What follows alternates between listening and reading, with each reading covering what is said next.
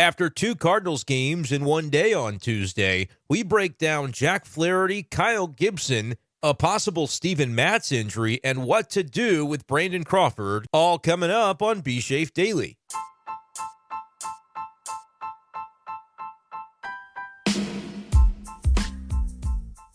What's going on, everyone, and welcome in to this edition of B Schaeffer Daily. Brenden Schaeffer with you. It is Tuesday evening, April 30th, 2024. The month of May is just about upon us, and the Cardinals are coming off a doubleheader split against the Detroit Tigers at Comerica Park. Monday was the rain out, and they played two on Tuesday.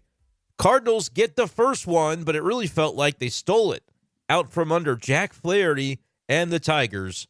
14 strikeouts for Flaherty, a career high, but the Cardinals find a way to get the win anyway.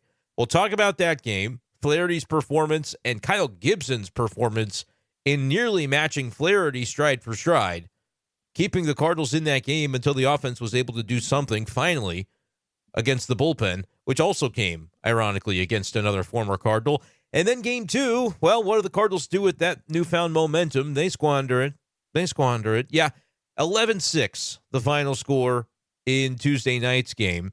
And from that contest, we're breaking down a potential Steven Matz injury, as Steven Matz did not pitch well at all, did not do his job, quite frankly, when you consider the circumstances of this game and of this doubleheader and of this quick series taking place in Detroit. They needed more from Steven Matz in terms of a length perspective today. They didn't get it. And it came back to haunt the Cardinals in the way that they had to use the bullpen in the night game on Tuesday. Despite the offense coming up with a little bit of thunder, how about Alec Burleson's day? Big day for Burley. But we also have to talk about another storyline from Game 2, where it may be the case that the Cardinals, and specifically Ollie Marmol at least, I don't know if I can speak for the front office at this point, but I can speak for the way that Ollie viewed it based on his actions during Game 2. The Cardinals may be joining Cardinals fans in the way that they are viewing the contributions of one Brandon Crawford to this point. I thought today there was a notable change in the way that he was handled and the role that they've been looking for him to fill after he decidedly didn't fill it effectively during the first part of the night game on Tuesday. So I want to get into a little bit deeper the Brandon Crawford conversation. It is an uncomfortable one to have, but I think I'm just about ready to have it based on what we've seen to this point. So that's all coming up on B Schaeffer Daily. If you enjoy Cardinals content, hit that subscribe button in the lower right-hand corner of your screen. It's red. It looks like a play button, and that'll get you Brenden Schaeffer, St. Louis Cardinals writers, content on this YouTube channel moving forward as we cover the Cardinals daily all season long and into the offseason as well. You can also follow B Schaeffer Daily on Spotify, where, by the way, we are 2 reviews from having 100 total reviews on our Spotify channel. So head on over there and be number 100. You win, well, nothing, but I kind of want to get to 100, so please do it. Okay? All right. Let's go ahead and get into some Cardinals content here. We'll start with Game 1. We'll go chronologically with this bad boy. Unfortunately, that's going to mean talking about the good and then getting to the bad. But, yeah, that's kind of been the nature of this Cardinals season. You get some good, you get some bad, and they stay sort of hovering slightly below 500. They're 14-16 as they end the day on Tuesday. It'll be a quick turnaround, too. 12:35, something like that, for the start time on Wednesday in Detroit, which means this essentially is a series, a 3-game series that will take place within about a 24-hour span. Miles Mikolas and Kenta Maeda going on Wednesday, a pitching matchup of two guys that have an ERA of 5.9. So we'll see if runs might be freely given and freely taken by both sides on Wednesday. But we begin tonight with a game where runs were at a premium, as Jack Flaherty looked as good as we've ever seen him.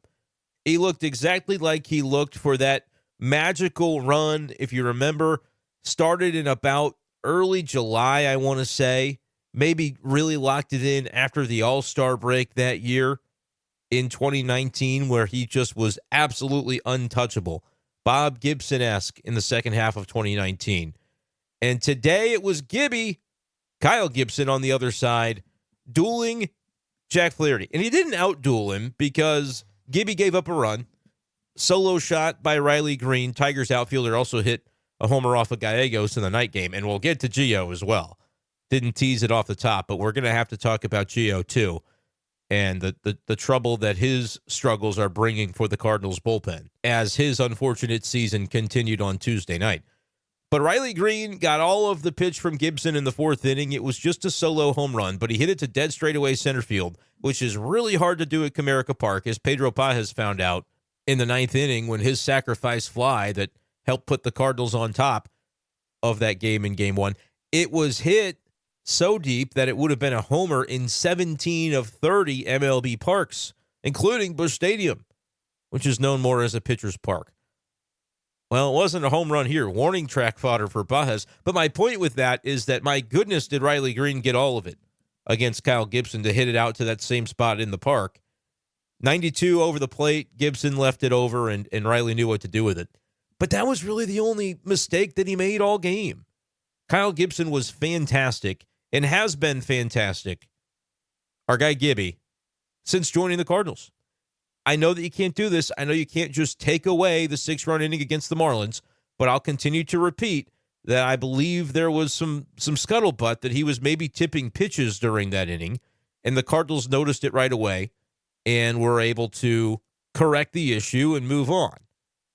If that ends up being the case, it gives you a little more confidence as to why the one blow-up inning. And I know that Kyle Gibson has had blow-up innings before in his career.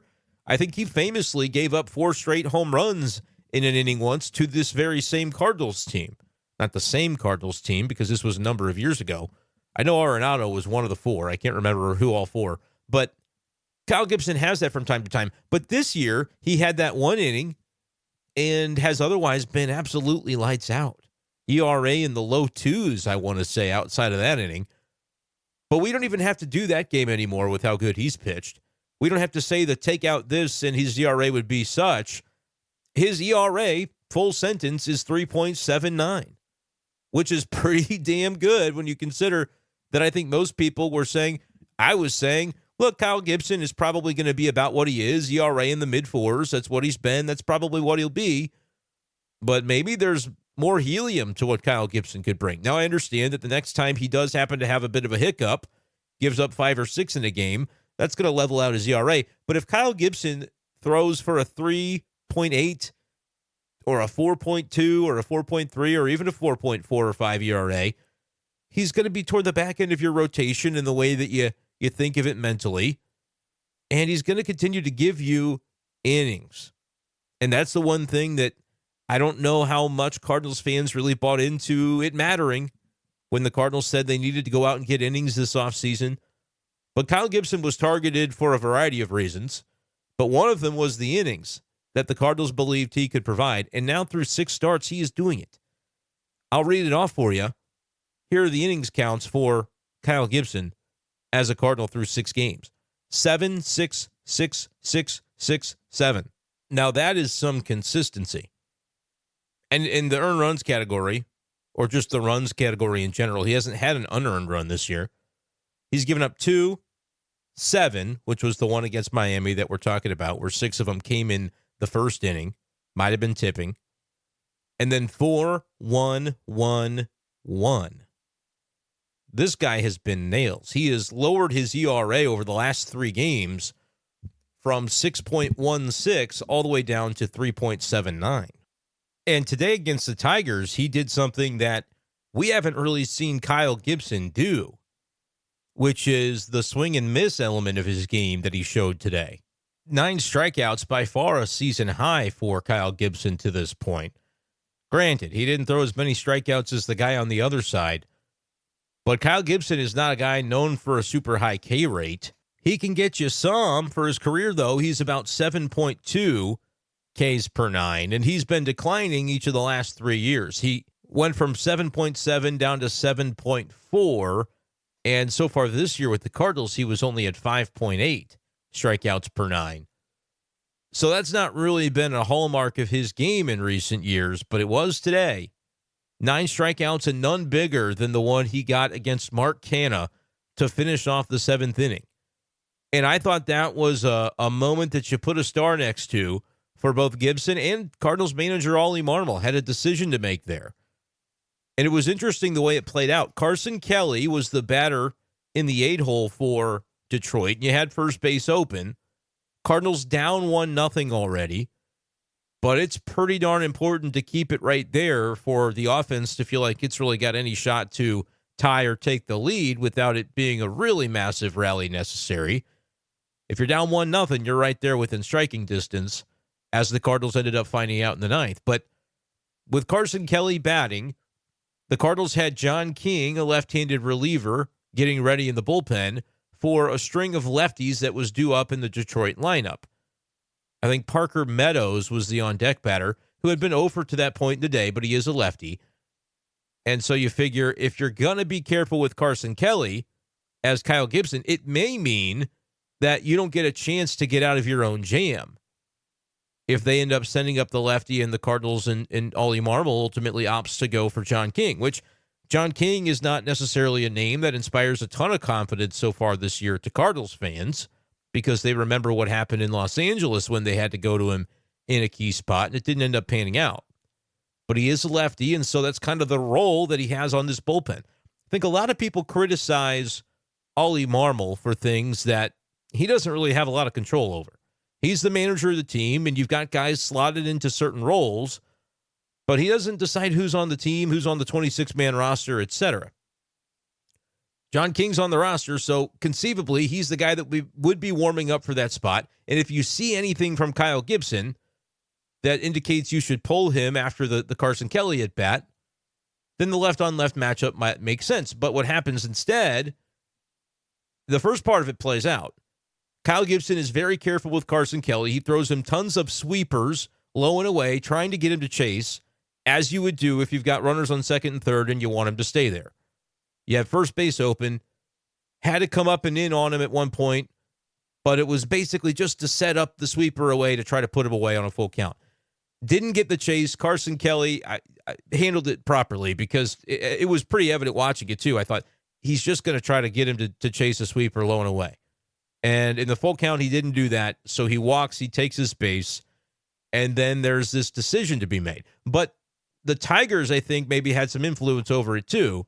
And it may have been Gibby's spot regardless. I don't know.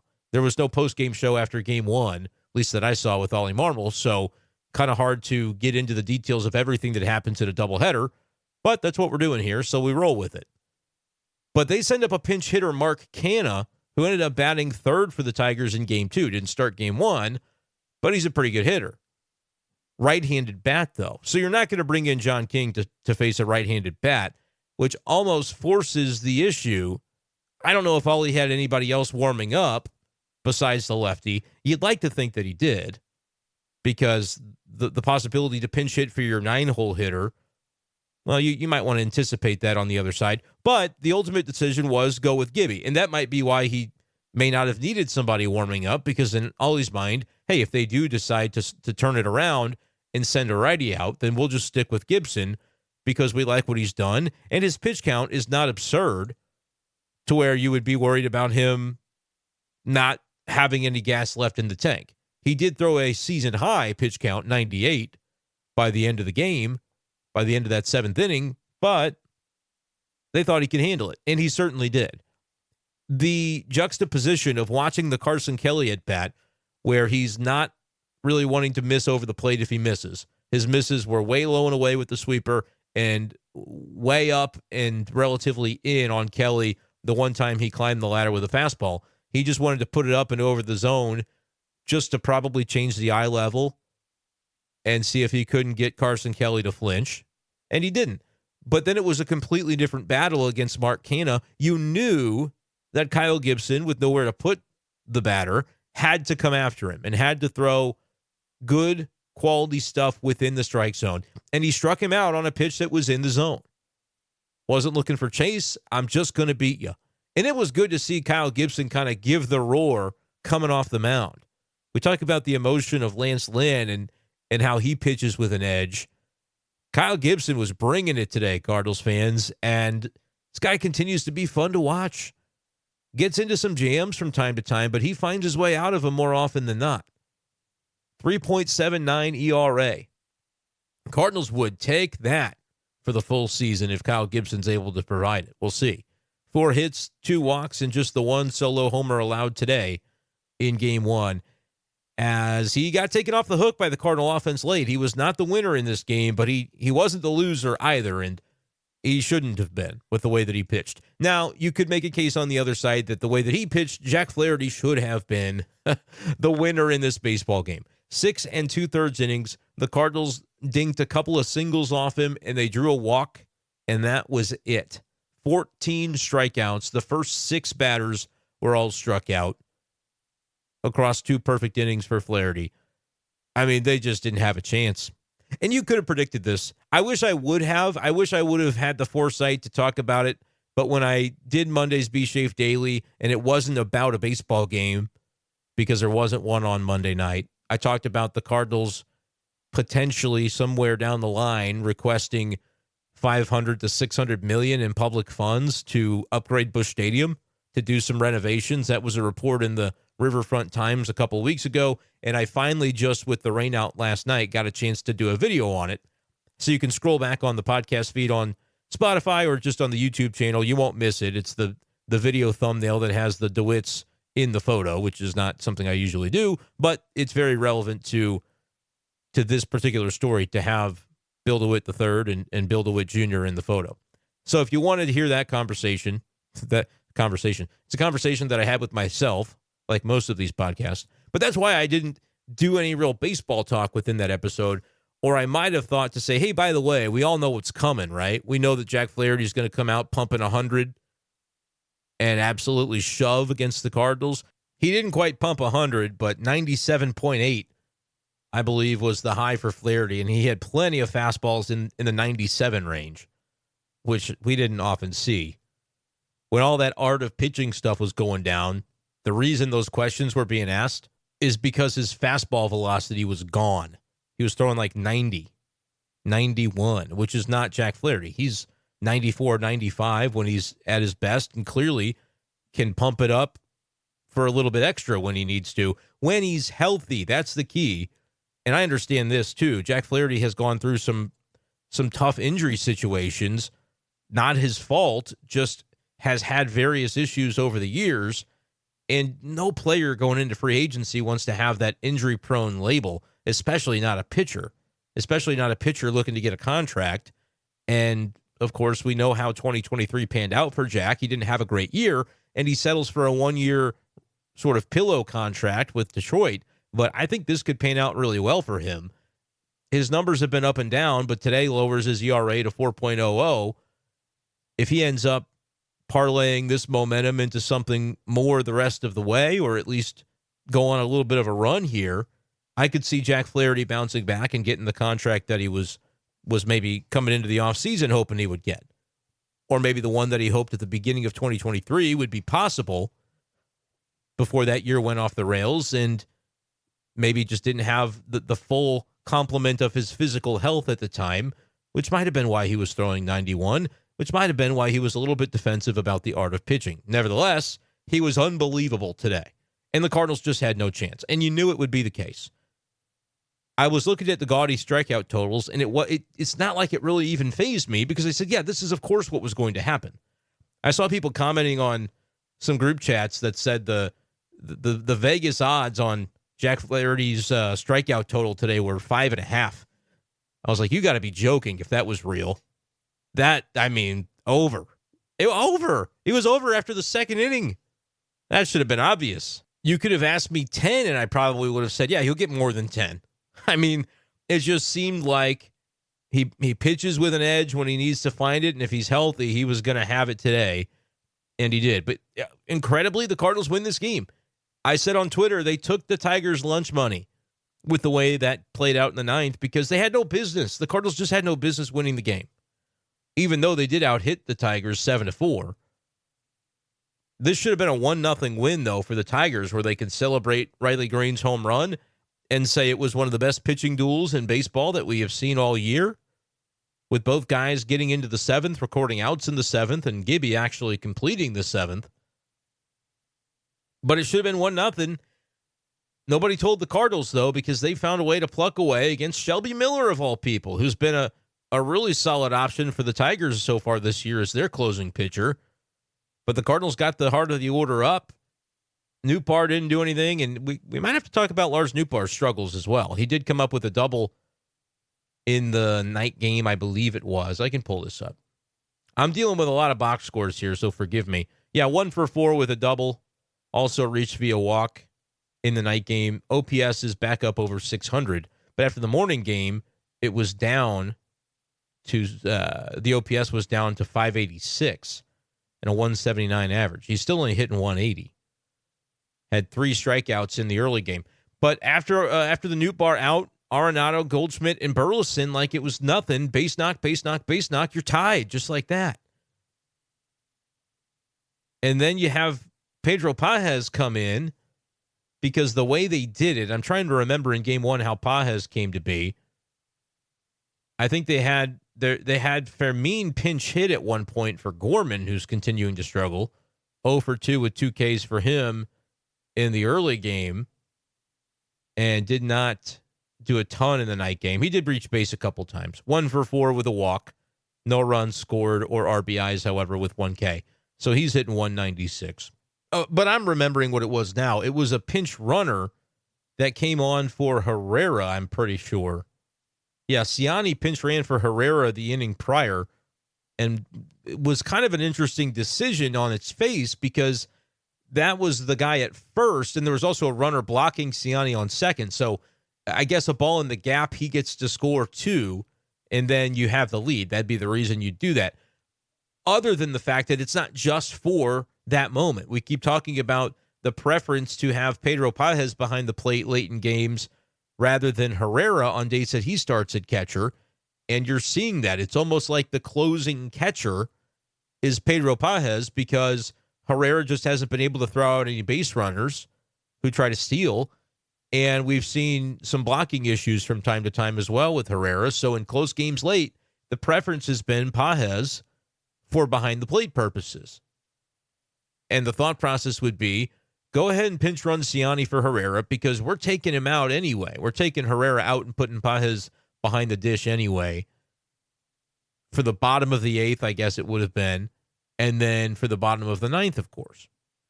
And at that point, there may not be a bottom of the 9th.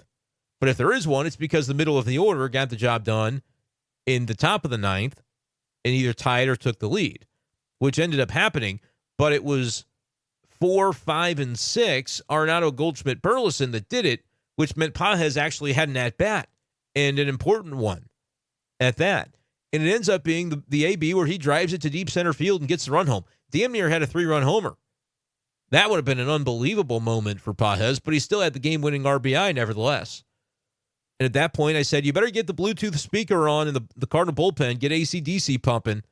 And then shortly after that, they showed Ryan Helsley warming up in a hurry because once that game turns on a dime, it's you're using your dude for that opportunity. And Ryan Helsley came in and slammed the door as he always does. 2 strikeouts, fly out to left to end it. And he ends up being the first MLB closer this season with 10 saves. Double digits in the save department, was the first to get there across baseball. He has been one of baseball's best relief pitchers, a 1.69 ERA. We didn't see his buddies today. JoJo Romero, Andrew Kittredge has been the 7, 8, 9 to go with Helsley in recent days. That has been so darn effective. And I've seen it out there, people saying, what's the nickname? We got to come up with a nickname for these 3 guys. And I think I got one that I like. I'll see what you guys think of it. Again, they weren't utilized today as a group, but when they are, I think this is what we call them. I'm going with this as my answer. I'm calling them the triumvirate. The triumvirate. And if you have to Google that, in ancient Rome, a group of 3 men holding power. In particular, the unofficial coalition of Julius Caesar, Pompey, and Crassus in 60 BC. Who cares who they were? Evidently, there was a second triumvirate. But this is the third triumvirate, gosh darn it. JoJo Romero, Andrew Kittredge, Ryan Helsley.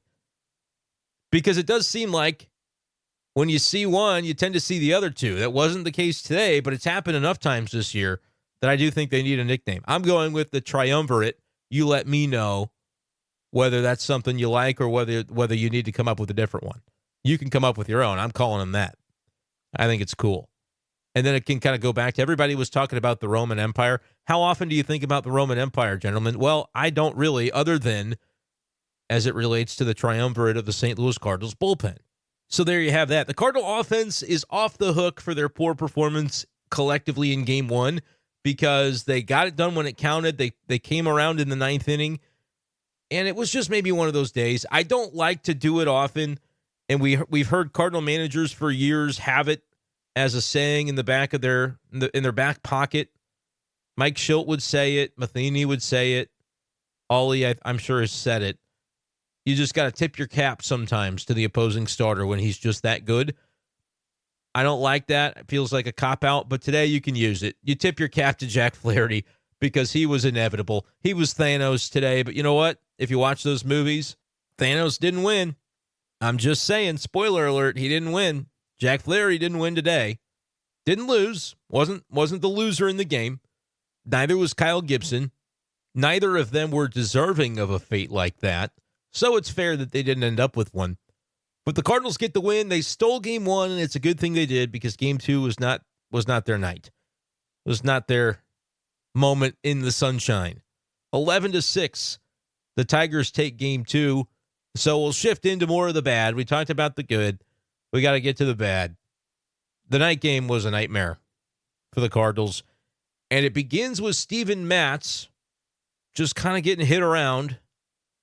He goes 3 1/3, 7 hits, 4 runs, all earned, couple of walks, 1 strikeout, 1 home run allowed, and a 6.18 ERA now for the season, as Steven Matz was unable to get the Cardinals through 4 in this one. But then we hear after the game, perhaps, an explanation as to why Matz struggled. Now, you might say Matt struggled because he's been struggling and has not been performing for several of his recent outings. But there was apparently a reason that Ollie Marmol shared with the media in Detroit. We're going to play some of the audio here from Bally Sports Midwest and talk about what we think of it, what we think of this explanation. It came from Cardinals manager Ollie Marmol and courtesy of Bally Sports Midwest. Didn't have enough to finish, guys. He's been working through low back all week, and you can just tell physically that he couldn't finish. Velo was typically, we've seen 95, 96s. He was down 89, 92, some 93s, but it was just not enough. Yeah. I feel like that was because of the back issue. No doubt, yeah. Was anything? Was just didn't get worse as the game went on, but at the same time, continuing to push through it wasn't the answer. Mm-hmm. He didn't have enough to finish hitters. So at that point, we just went to our pen and tried to piece it together.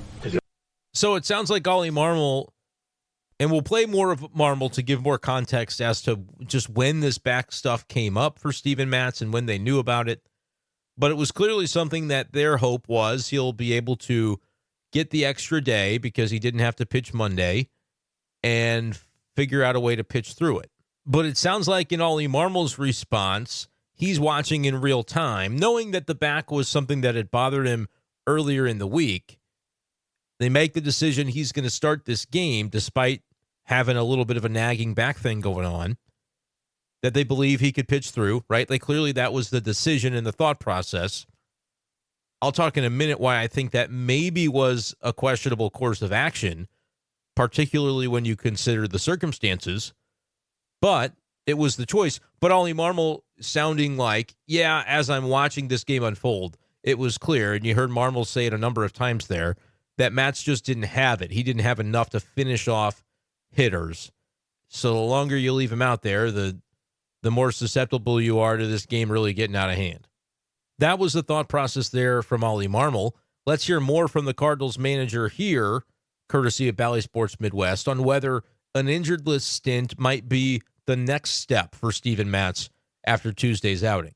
Is that something that you might have to do, like an IL or something like that? A little early for that. We're going to go ahead and let him come in tomorrow, see how he's feeling, get treatment, see the trainers, and then make a decision if we're wanting to try to work through it another outing or not. Yeah. What were the checkpoints along the way between starts that he had to kind of hit, physically to make the start? Yeah, it was a matter of his pen, feeling good, and actually feeling like he can go. He says he can go, then you got to trust that he can go. But you can tell that physically it wasn't fully there today. So that was the explanation from Cardinals manager Ollie Marmol, and you hear him say there, too early to say whether it's going to be an IL stint, but they're going to have him come in. They're going to see. Obviously, they get the off day on Thursday before coming back to St. Louis, so this isn't really something that has to be decided right this second, unless they decided they wanted to bring up an extra relief arm for the game on Wednesday morning. It's like a noon start, 12:30 start, something like that. So I don't know if they could even mobilize the arm in time.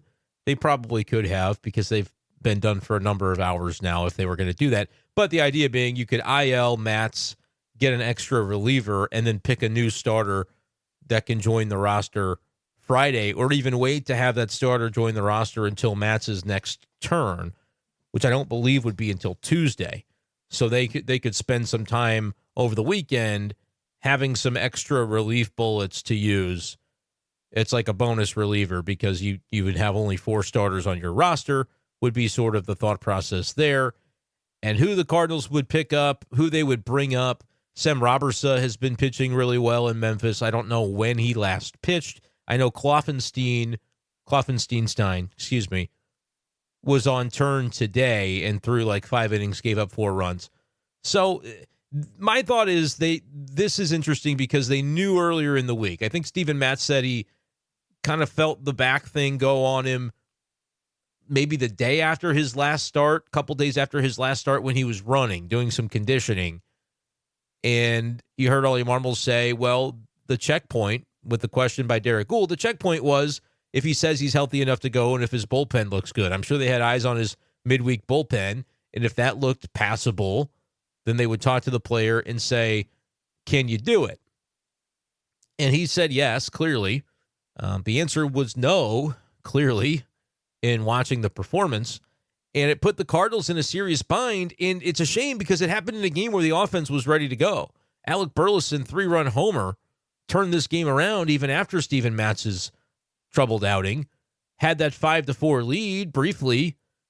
And we'll talk about Kyle Leahy. He was the 27th man, the extra guy that you get in the doubleheader.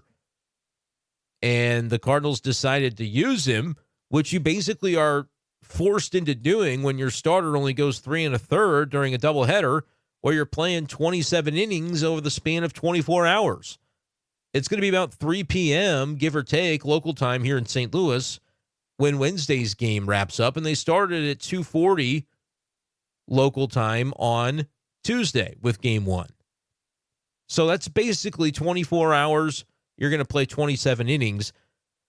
So the reason that they had to have Matz start, right, is you can't do a bullpen game. But at the same time, it wasn't necessarily yesterday that this decision for him to go through was made, right? He would have pitched yesterday, if there wasn't a rain out.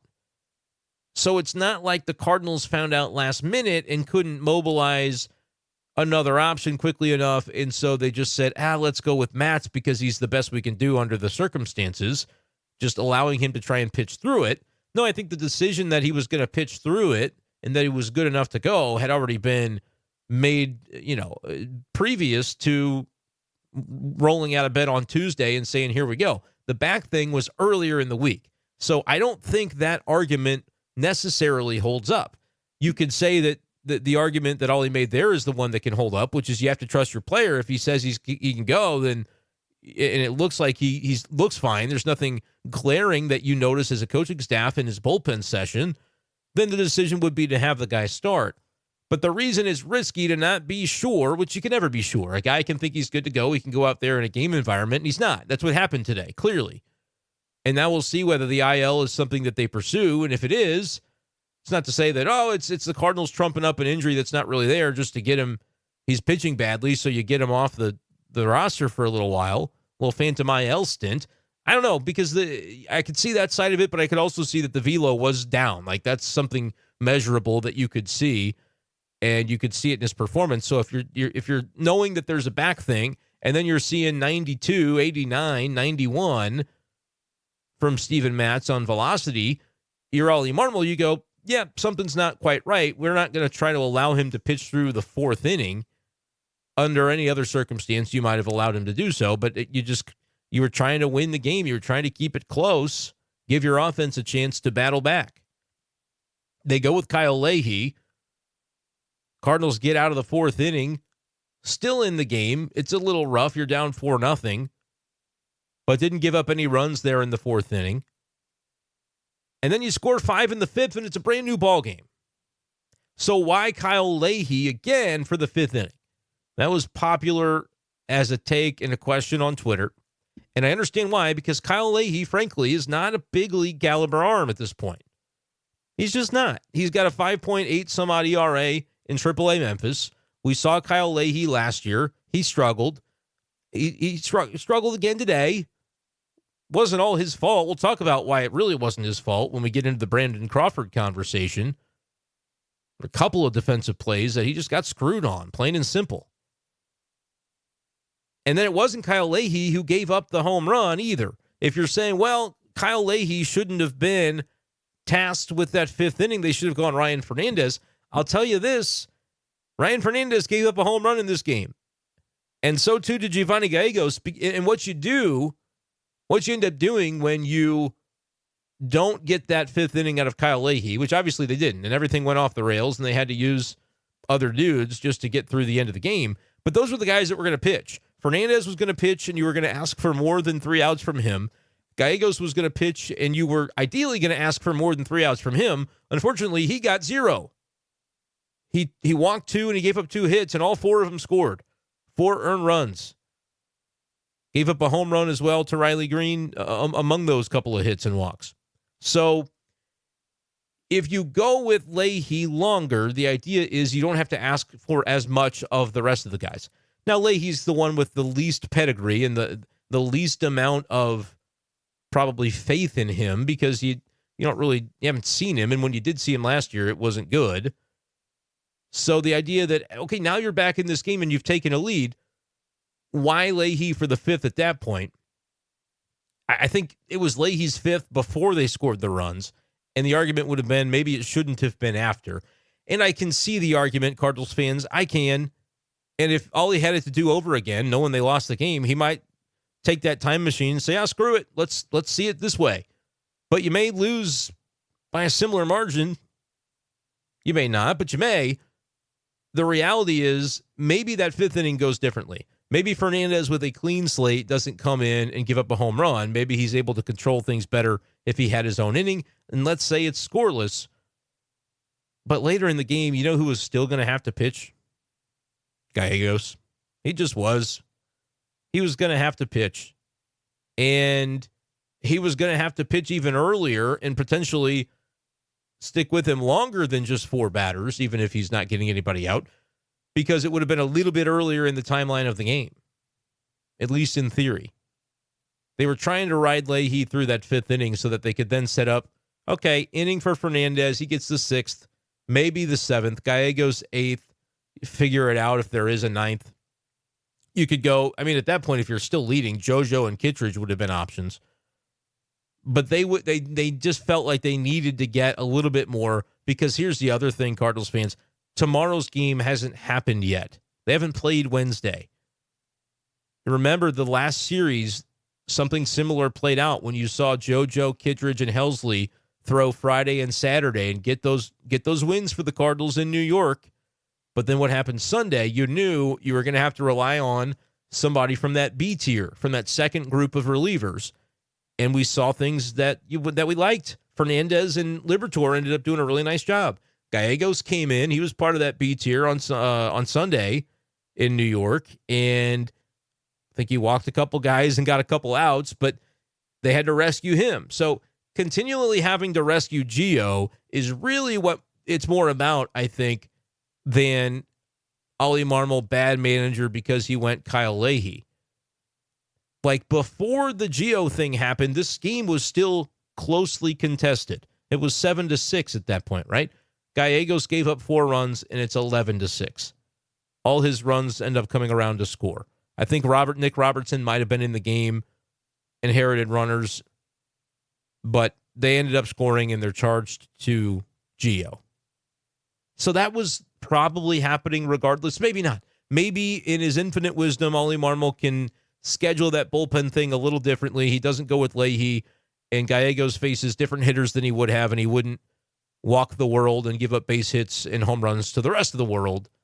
But realistically, I think we've all seen Gio struggle. He's got a 9 ERA now for the season. We've seen it look bad for Gallegos this year. It might have just been the case that whenever he came in, it was going to look rough.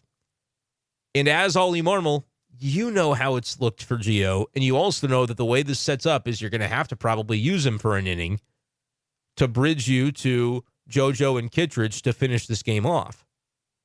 And knowing that if you burn JoJo and Kittredge, you will have thrown all three of the triumvirate today.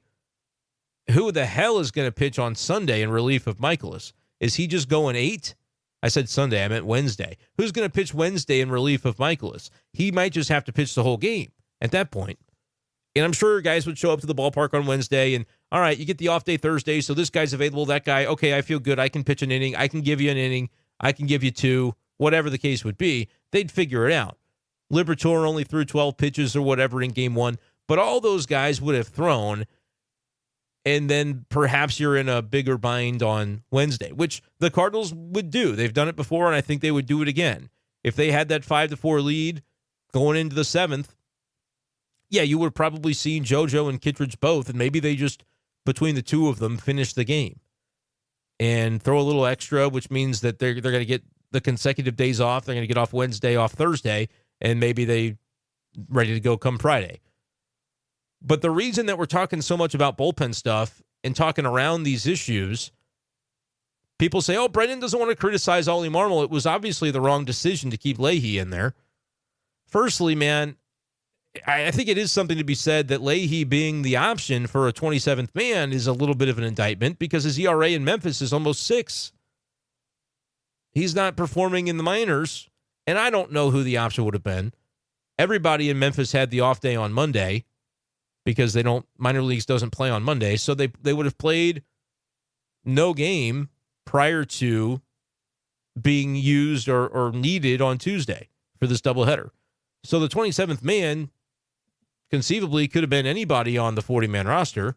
And, of course, you're always going to have it be a pitcher so that you're best positioned to be able to cover innings.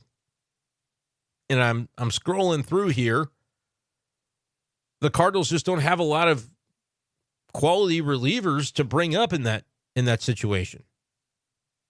They're either kind of here or they're hurt, which is why Kyle Leahy was the option. You could have brought up a starter, I guess, but then you're throwing some other stuff off. Might have been a nice thought to bring a starter up, though, if you're thinking you're not entirely sure what's going on with Steven Matz and his back, which they would have known by that point. But I think Palante, Robertson, Thompson, Kloffenstein, they're all in the rotation for Memphis. And I'm looking up and down the 40-man, and unless I'm missing somebody, there's not another reliever that was really an option. But I think it might be kind of incumbent on the Cardinals to have somebody different on the 40-man than Kyle Leahy, potentially, if that's your concern. If you can't trust Kyle Leahy to come up and be the 27th man and actually pitch more than just 2 outs of rescue when your starter goes 10 outs, then that's an organizational thing. That's a John Mozeliak question, not an Ollie Marmol question. That's the 27th man that he was provided, and his starter got 10 outs. I'm not going to throw Ollie Marmol under the bus when Steven Matz gets 10 outs and he says, hey, can this guy get more than 2? Because we're going to be boned on the back end of this thing if we don't find a way to get some length from somebody here.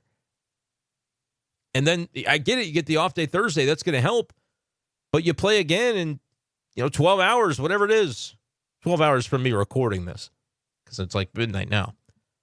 So that's kind of where my thought is on the Kyle Leahy thing. Here's the other side of it. I was kind of mean to Kyle Leahy because I said, look, he's not been good, and I don't think he's a big league caliber arm at this point in his career, and the numbers have backed that up.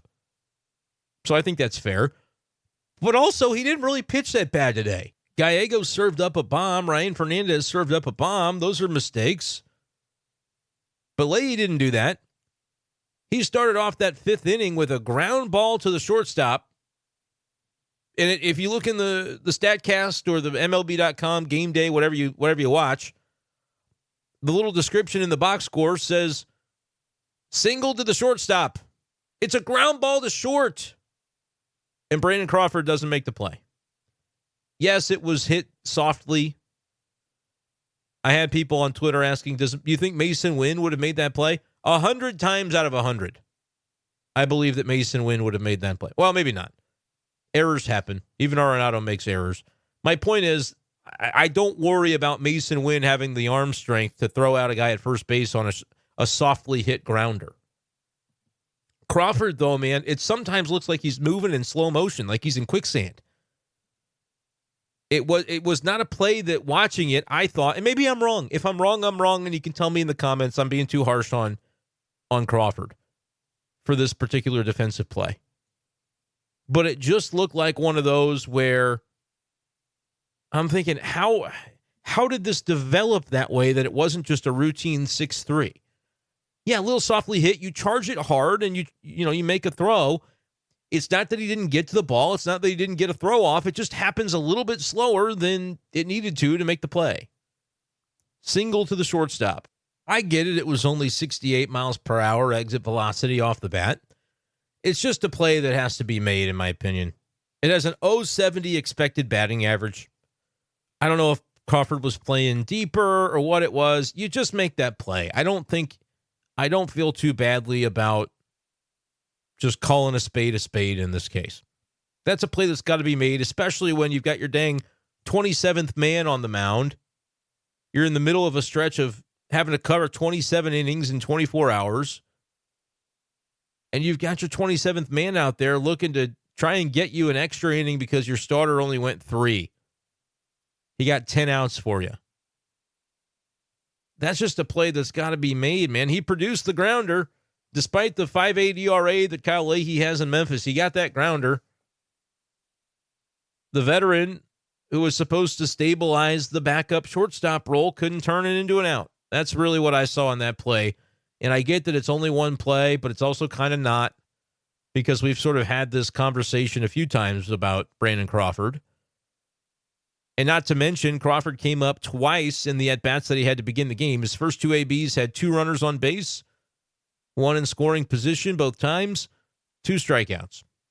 So stranded 4, made that defensive. It's not even a blunder. It's just like he didn't make the play. And you're the shortstop. You've got to be one of the best fielders on the team, the best defensive assets on the field.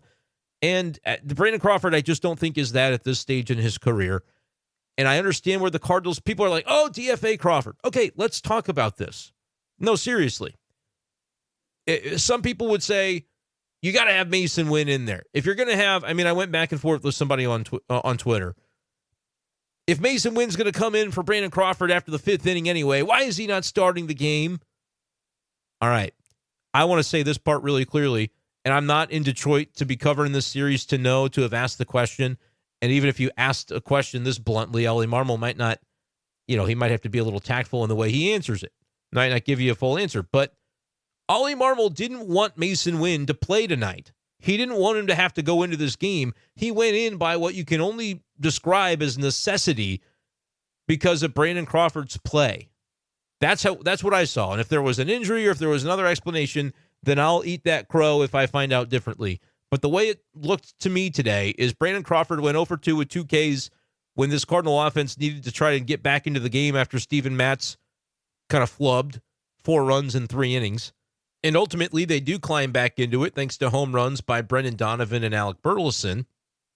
But Crawford had 2 opportunities to make something happen, didn't, and then cost the team a run defensively, arguably 2, because that should have been the first out in the inning. We can talk about Burleson's play in left field. It's another example of a guy just kind of moving slow.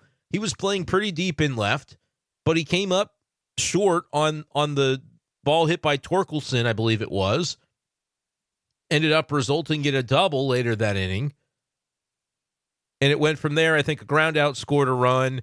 And then that's when you see the pitching change and the home run given up to Perez by Ryan Fernandez. So, to me, those runs score because of the Brandon Crawford error. Because after that, it was ground out, the double by Torkelson, ground out. Certainly the second run, but even the first one, because if Torkelson doubles, he's standing on second base. There's no Mark Canha's not on third, which he was held up on that double because he didn't read it very well. I think he actually held up at third on a double when he started the play at second, I think is what happened. I'm not going to go back and look. We're almost an hour into this thing already, but I think that's what it was. Those runs really score because Brandon Crawford doesn't make that play. Canha, if he grounds out, that's one. Riley Green ground out two. Torkelson has the weird double that Burleson just couldn't quite get to, which is not like just the same way this is not a misplay by Crawford.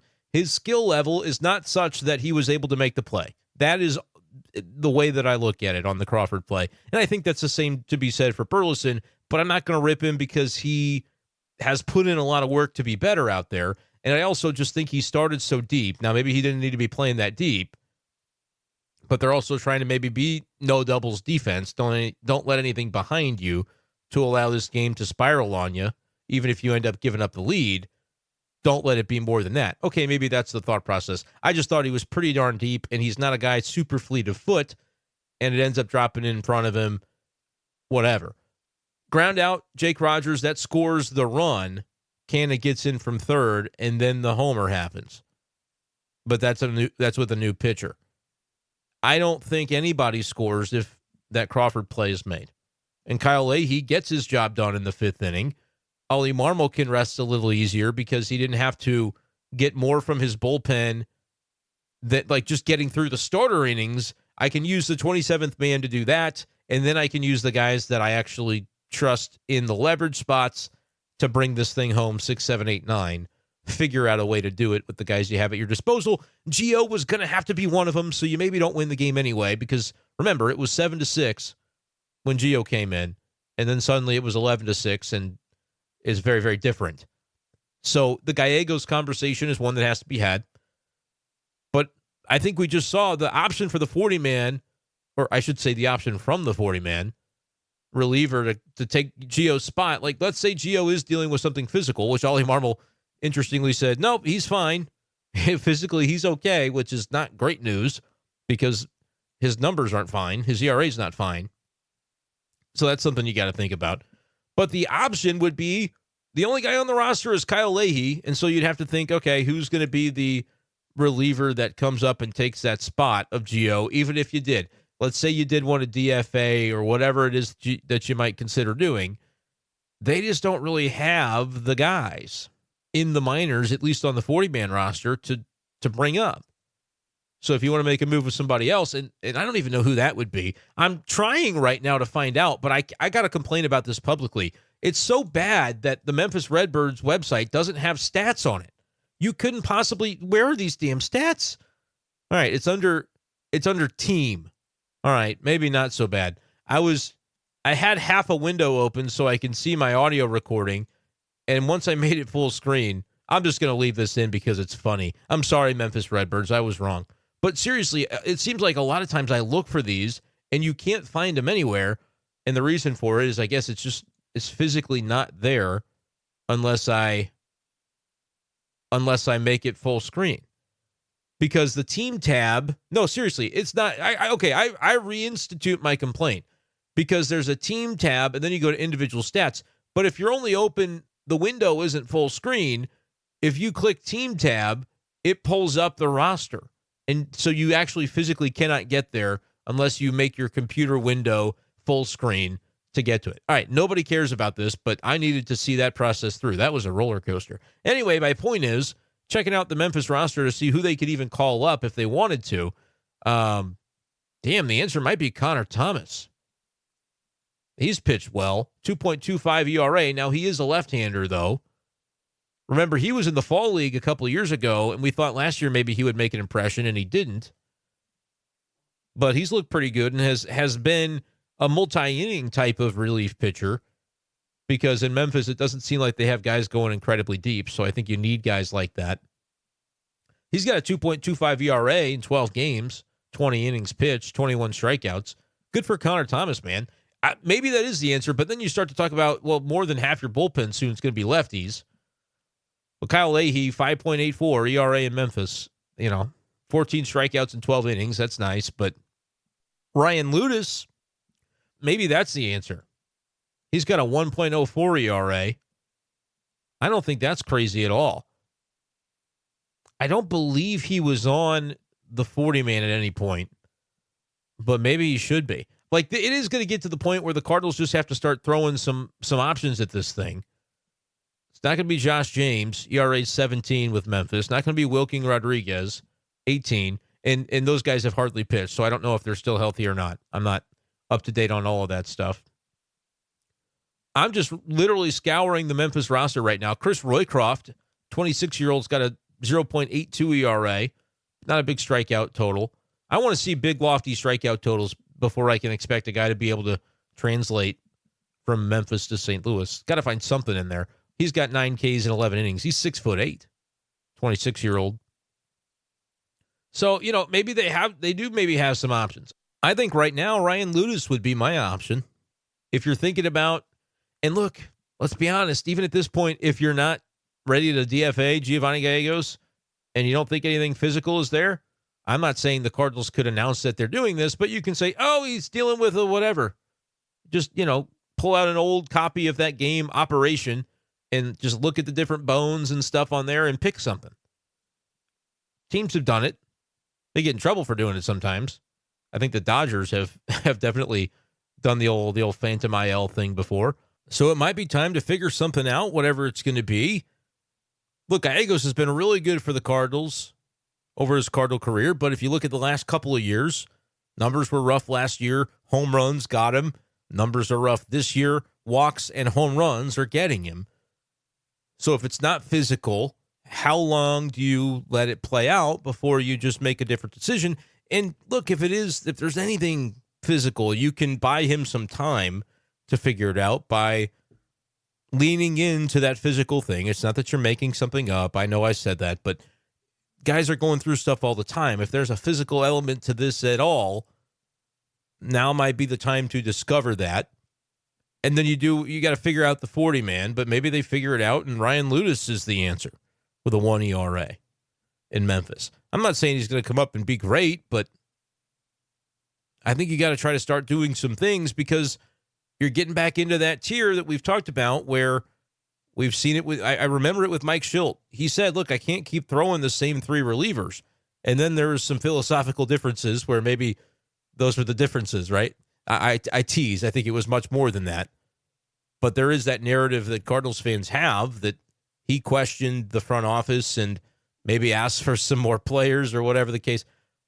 Those kind of little public comments that would be made during the season of, I can't keep throwing the same 2 or 3 guys, that means we got to have better bullpen depth that we can rely upon. And Ollie Marmol has echoed that at times too. Anybody who's in that manager chair knows, look, you've got to have a deep bullpen to be able to weather these storms because stuff happens. Stuff happens throughout a season. You have a rain out and suddenly you're playing 27 innings in 24 and a half hours. And you got to figure out your pitching for that. And that's just the way it goes sometimes. But let me know, Cardinals fans, what you think about all this. What do you think of the Matz situation? Are they going to IL him? Is it because of an injury or ineffectiveness? Whatever the case, just get him to a spot where he can't hurt you for right now until they figure out what's going on with him. That's certainly on the table, it seems. They'll see how the back feels for him coming in on Wednesday, but it sounds like certainly a possibility that the Cardinals could be, as my microphone falls down, that the Cardinals could be dipping into Memphis or whatever the case is going to be to find a starter. We know Zach Thompson has had some familiarity pitching in that role already, but has Sem Robertson performed well enough that they might consider him? And he is on the 40-man roster. So would that be a move that the Cardinals might want to make?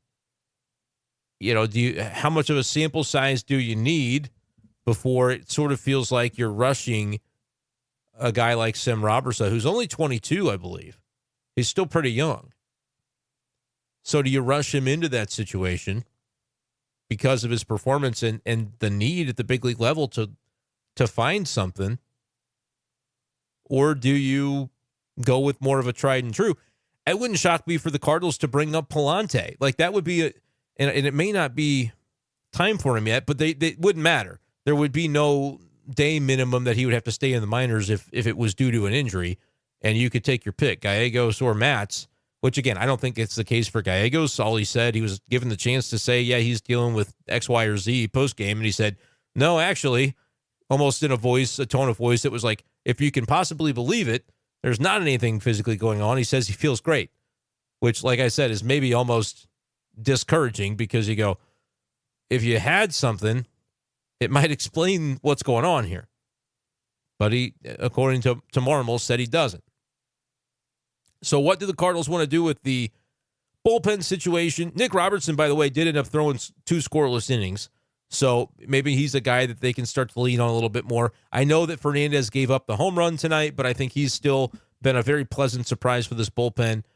But Gallegos right now really seems to be a question mark, and I'm just not sure how often they're really keen on using John King in these situations. We just haven't seen him really exposed to many of these opportunities either. And especially if you get into a leverage spot, they're looking to avoid it. So does that have to mean a bullpen shakeup that involves Memphis at some point in time? And then the Cardinals obviously are going to have to figure out, well, what does that look like from a 40-man roster perspective? They did put Drew Rom on the 60-day injured list to make room for Leahy. And I think I need to correct myself. And the comments are probably already going to do this, but I'll at least be able to say, hey, go to the 50, what is it? Go to the, man, we're over an hour. Go to the hour and 1 minute mark where I corrected myself. Leahy was not on the 40-man. I don't know how he ended up being the choice when everybody was healthy and available. Sorry, guys. It's sleep deprived, and I should have been more on top of that. They could have added somebody else to the 40-man. Here's how it happened that it's Leahy.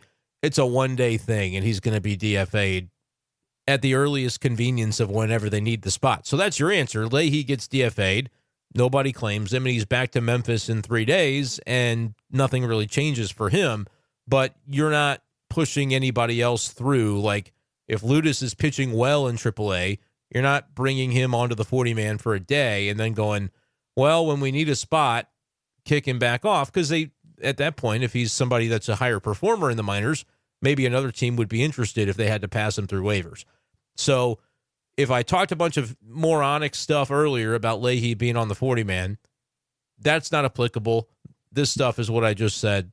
I might even put a note in the description apologizing for that, but I just can't possibly go back and find where I said all that and delete it. So it is what it is. If you stay till the end, you got a treat of me correcting myself on some stuff. But that just further exemplifies why they should be able to do something with Gallegos. Again, it's hard because he has been such a prominent guy for the team for many years at this point, but it's also hard to watch him pitch right now. So you have to pull that string at some point. And when is the point?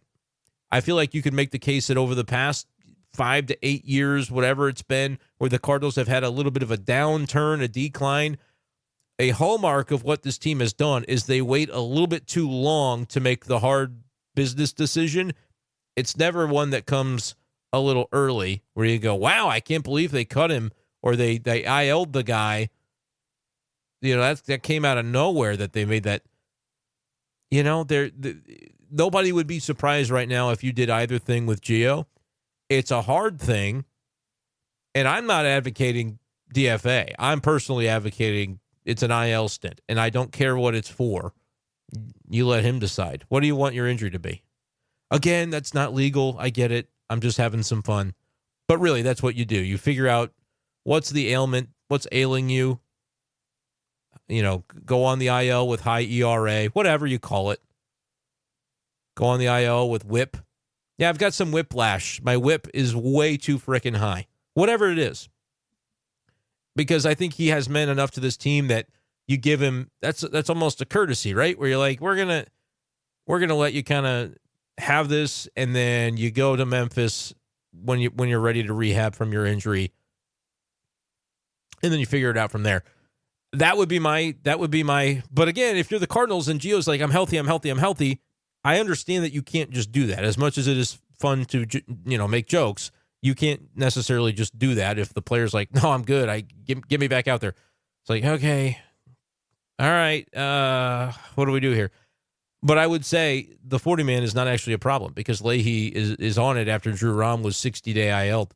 And by the way, how great would it be to have Keenan Middleton or Riley O'Brien or both of them back? I'm assuming Friday we might get a better update when the Cardinals are home. John Mozeliak typically does a media sesh on the first day of a homestand, so maybe there will be up-to-date info from the Pobo on those two, but they could really use Keenan Middleton. There's no doubt about that. But let me know what you think, Cardinals fans. We talked a lot about the pitching. Kyle Gibson, good stuff. What do you think about this Brandon Crawford stuff, too, though? Like, it's getting to the point, I wanted to talk a little bit more than I did about it, I guess. But the conversation of why, and I may have teased it earlier and not gotten to it, but the conversation of why Crawford over Wynn, I think I did talk about, which is they didn't want Wynn to have to play both games of a doubleheader in 3 games, 27 innings in 24 hours. They didn't want that. Ollie Marmol didn't want that. He brought in Mason Wynn in the middle of the game because Crawford's performance dictated it. He performed poorly, and Ollie was probably, I would have been it struck me like he's just fed up. Like, all right, I can't do this anymore. Wynn's coming in. We're going to try to win this game. It was not really a consideration to do that, I don't feel like, in the previous starts that Crawford has had. Maybe late innings he would take an AB or something, but this was the 5th inning that they made the switch after. He had gone 0 for 2 with 2 strikeouts, 4 stranded on base, and the play defensively that he didn't make. To me, that's significant. It sort of signals from Ollie Marmol that, hey, I'm not really, this isn't working. So I'm not arguing against the Crawford role being revisited. I think it's been revisited, at least by Marmol. How does the front office, though, see it? It just turned May a half an hour ago as I record this, so it's early. But I'm pointing out that Ollie Marmol doesn't have the authority to cut Brandon Crawford, but he could decide to start using Jose Fermin in that role instead. And that would be such a blatant message that it would have to be. That's the thing, is fans don't maybe always recognize the interpersonal part of this. But if Fermin is drawing starts at shortstop over Crawford and Crawford's just never playing, like Brandon Crawford's whole thing was to play again because his kids wanted him to, and they're old enough to appreciate, and they wanted him to do it. I don't think Brandon Crawford wants to just sit on the bench and not play all year. I think he would like to get into some games. I don't know what the situation is, and I don't know what it's going to be. But Ollie Marmol, he had the authority to pull him out of the game after 5 innings because it just wasn't working. He just wasn't playing well, and we've seen it. I know the Cardinals wanted to kind of let it play out because he didn't have a spring training, and he'll get his legs under him and all that. But he, to this point, has not gotten his legs under him, just speaking objectively about what I'm seeing. So I just think it's notable that he didn't want Wynn playing. I understand people would say, well, why not Fermin starting over Crawford? That's a fair argument to make, that the manager could have made that decision. To say that Wynn should have just started all 3 games in this 24-hour stretch, I don't think is realistic for a guy just coming off of a back injury. Same way that you wonder, should a starter pitch coming off of a back injury when you need innings and length from that guy? You got to be extra sure that he's going to be ready. Like, those are mild criticisms that I'm happy to levy. But when it comes to the Crawford thing, like, yes, Fermin is on the roster. Him being here is more, though, about Jordan Walker not being here. And Jordan Walker is who was down when Fermin came up, and they need to get Walker the playing time and the swing fix and all of that in Memphis. Fermin is rewarded with, big league service time and money and opportunity, even though he's really not playing. He'd rather be here than there, I'm sure, at this point in his career. But you can make the case that, is he a great shortstop? Maybe not defensively, but Brandon Crawford isn't either. But the title of the role is, well, Brandon Crawford's the backup veteran shortstop. So, of course, he's the guy to get that opportunity when Wynn's going to sit during a doubleheader. I don't know, though. I think Jose Fermin could do what Brandon Crawford is doing. I don't think there's any doubt about that. because what he's doing is not really much to speak of at this point. And I know that it looks good on paper to have the veteran shortstop out there, but it's just on paper. If it doesn't help you in a game, then is it really valuable? And that's kind of where I think, look, people were saying it at the time. I remember being in Jupiter when they signed him and talked to him, and remember seeing the press conference on the patio. It wasn't really a press conference. It was just him chance to talk with the media for the first time. And he said, yeah, my kids want me to play. And, I kind of would have rather been in Arizona, but the Cardinals are the team I was willing to come to Florida for. And yeah, I don't really know when I'm going to play. I'll play any position they want me to. I'll do some utility work. Mo said, that won't be necessary. Like, okay. I don't know. It's just, didn't have a real spring training, and Cardinals committed a couple million to him because they thought it would be valuable to do so. Again, the whole thing was getting Edman to have free runway to be the outfielder that they wanted him to be. We still haven't seen Tommy Edman, so it hasn't really played out that way either. I just don't know. The Cardinals aren't the sunk cost kind of organization. They kind of let something play out, and they give every last opportunity when they spend a couple $1,000,000 on something to try and get some value out of that thing. That's where they're at right now with Brandon Crawford. I don't know if the front office is looking at this situation. Cardinals fans have been looking at it a certain way for a month now. I don't know if the front office is, but I tell you what, today Ollie Marmol clearly was because of the move that he made. Took him out of the game after 5. Just was not, it's an untenable situation is what it struck me as today, but it's only May 1st. So I don't know if this is something where the Cardinals are going to kind of stick to the company line of, well, he's a veteran. He just needs some time to kind of get his legs under him. It's been a month. I don't really know what their plan's going to be, but I know the way it's looking right now. And like I said, you could say what you want about Fermin's defense. I just don't really know. I don't really know. You hear it in my voice. I'm seeing the same thing you guys are seeing on this one. So I'll be curious to see whether the Cardinals, how they view it, because they clearly valued the Crawford addition enough to do it. But was that just an example of that market really began to move and they were a little panicked about Mason Wynn's back injury that was already going on, by the way, like the timeline matches up, it does. And a little worried about what happens if he's out with no Edman. That's what it was to me. They had to have coverage. They could spin it any way they wanted to. And I think the Edman thing is real. They wanted Edman to just have to, be able to be an outfielder.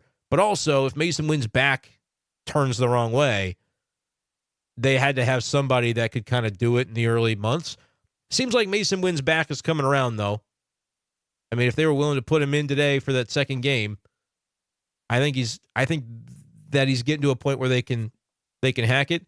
And I also think they should, again, you can't do this. It's kind of weird because the way to see if the roster could get by without without Brandon Crawford, if they could get along without him, would be to put Brendan Donovan at shortstop for a day and look at it and see.